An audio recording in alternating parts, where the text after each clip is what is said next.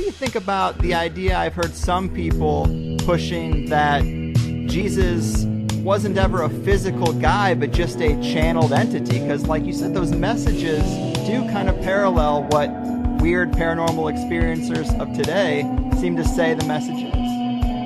No, I would definitely would agree with that one. I mean, as people who listen to Aeon by Gnostic Radio know, and from my writings, I fall more into the mythicist camp with Echeria S. and Robert Price, Joe Atwill, and some of the others, which I think Jesus is more of a myth. And I don't mean like a myth with a small m, but a myth with a big M. A myth isn't this, you might say, cosmic power, this great archetype, this sort of, this great spiritual energy that we can use in different ways. And the Gnostics, since they were writing so many different versions of Jesus, again, it was like their fan fiction. He was like their Batman. It's like, in this story he's doing this, that story he's doing that, and this story he's teaching this. It became sort of their inner projection of what they wanted to do.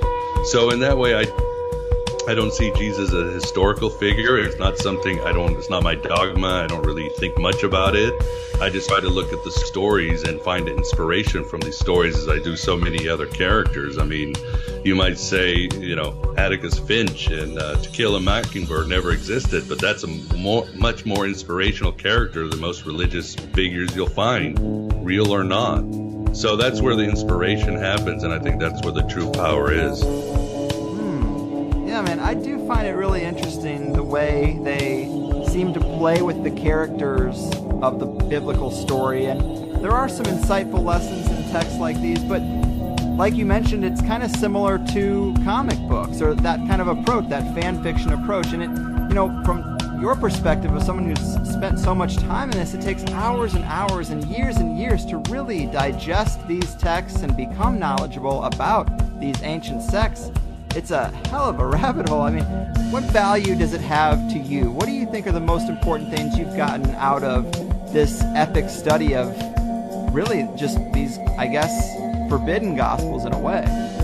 Yeah, I mean, I think as April DeConnick wrote, the Gnostic Gospels didn't become forbidden. They were forbidden from the very start. They were something so radical, and they're even radical today. I mean, for somebody to question the gods and the representatives and the whole state of nature, that's still pretty radical. Even in occult circles, that makes people really uncomfortable. It's like, oh my God, you're messing with Gaia.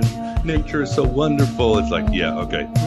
Yeah, whatever. But it was very radical. And to me, it was, again, that sort of amazing rebellion. It's like, when I was younger, I went through my hippie stage. And sometimes I think, well, maybe Jan Irving and Jay Dyer are right. This is completely manufactured, because the hippies, they just sold out and became lawyers and politicians and the people that are causing the trouble today. And I was the same way. I was younger and I was like, yeah, I'm going to listen to Megadeth and Rage Against the Machine and fight the power.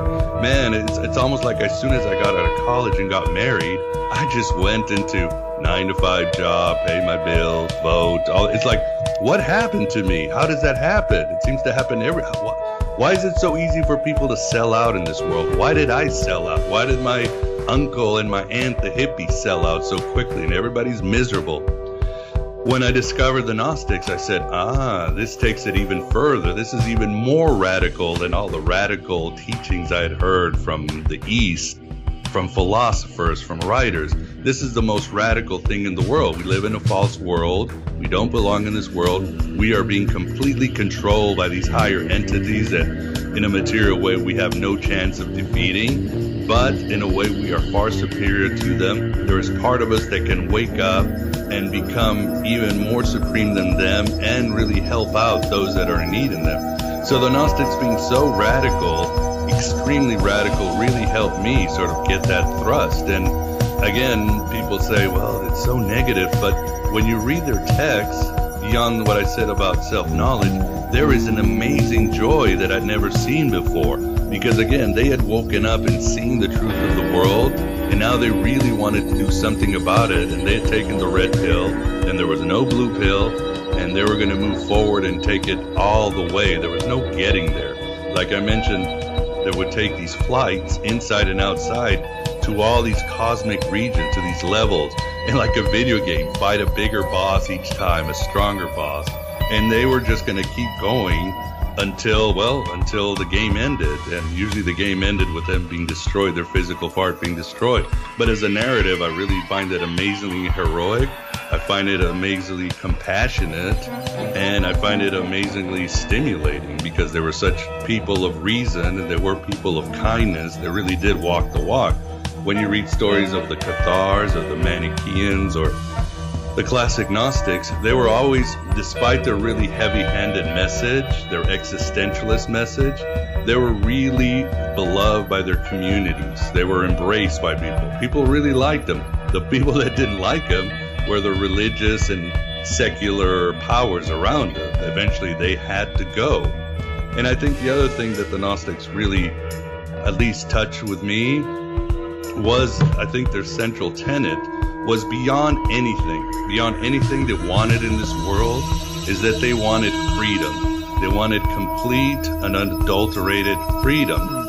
They thought, like, for example, when you read the existentialists, like Sartre and those guys, they always thought the whole purpose of being a human was to be free. But after that, there was no meaning to the universe. This was a dark universe, had no meaning. Being free was as good as you got, and that was a worthy fight. The Gnostics took it one step. They were sort of the positive existentialists that you find in Colin Wilson and some other thinkers. They believe, no, the ultimate state for a human is to be free, and then to find meaning in this world, because it's a busy universe with a lot of spiritual entities and a lot of amazing places to go. I'd like to quote Eric Davis. He's a Philip K. Dick scholar, and in his book Nomad Codes, he has this great quote which I always think exemplifies what the Gnostics have taught me, and it goes, quote, "I'd like to suggest instead that the impulse to transcend, the Neoplatonists' ascent through the spheres, the Gnostics' sudden awakening, the desert monks' rejection of the Elan Vital, is not simply a philosophical error of the mark of patriarchy, but is fired by an intensely lucid yearning of the highest of goals, liberation." And I think that's what the Gnostics wanted. And what I want. What I've always wanted. What we always want. We just want to be free. Of course, yeah. And, I'm sure a lot of credit needs to go to the Matrix, but Gnosticism seems to be just a really popular perspective today overall. And, we did talk about that a little bit, but as we're kind of wrapping this thing up, why do you think that is, that it's so appealing today, as it was, I guess, the beginning of recorded history? Well, I did mention the allegory of the cave, but I think it's because, again, we do live in Gnostic times, and it's such an engaging narrative. Humanity has tried everything, and this idea of going through different bosses and fighting your way up to an ultimate source, which, again, what's the Gnostic promise? Like I told you, complete and unadulterated freedom at any cost, because we realize there probably is no freedom in normative, mainstream ways.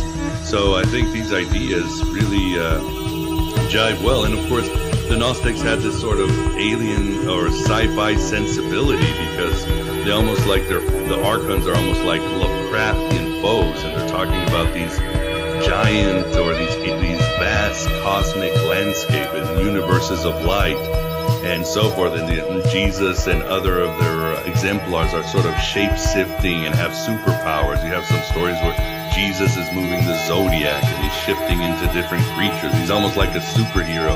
Same with Sophia and Mary Magdalene. So this kind of narrative, which was ahead of its time and it seems to have caught up, really jives well with science fiction and fantasy, which are the great myths of our time. So it really works well. And again, like I said, these are Gnostic times. The Matrix is a great example, but some have said that the Wachowski siblings basically borrowed this from either from Grant Morrison's The Invisibles, which I highly recommend. It's one of my favorite comic books or graphic novels, and he really goes full gnosis, but you see a lot of the Matrix in there. And even before that, you've got Philip K. Dick. Philip K. Dick was very influenced by the Gnostics. In fact, in his Exegesis, which was published a few years ago, he did, what does he say? He says, "I am so into Gnosticism, I can't back out." basically Philip K. Dick had taken that red pill and he was into some high weirdness. He ends up saying that in this sort of despair that I'm too far into Gnosticism to back out. He says at the end of the paragraph, he says, guess what? Simon Magus lives. And that's a very powerful statement. And of course, Philip K. Dick's sort of paranoia, existentialist, speculative fiction has become very popular today in many ways. As Michael Moorcock said, we do live in a Philip K. Dick world because it seems, as we were talking, Trump and Deep State and Pizzagate, all that could come out of a Philip K. Dick novel. He was writing that stuff almost as a prophecy, 50, 60 years ago, and it seems to be more relevant than ever. And again, going back to Simon Magus, and I should mention this, you've got when Jung published his Red Book a few years ago, which kind of coincided with Philip K. Dick's Exegesis, these two posthumous works that were sort of the private notes of these two giants. In the Red Book, Jung has a traveler, a companion that takes him through all the different worlds. Again, that sort of Gnostic shamanistic voyage. And his name is Philemon, but there is a note at the end of the book where Jung admits that Philemon is really, yes, Simon Magus. So in a way, I think Simon Magus has returned, and I think that we do live in very Gnostic times, and it does translate very well into stories. I was thinking of the flat earth when I'm seeing all this flat theory, and I'm thinking of that movie Dark City. Have you ever seen it? It seems that's right out of it. The moon is fake, the stars are fake, and we're in sort of this dark, flat planet with these creatures playing with us all the time. Boom. Gnostic times indeed. Miguel Conner, going deep for sure.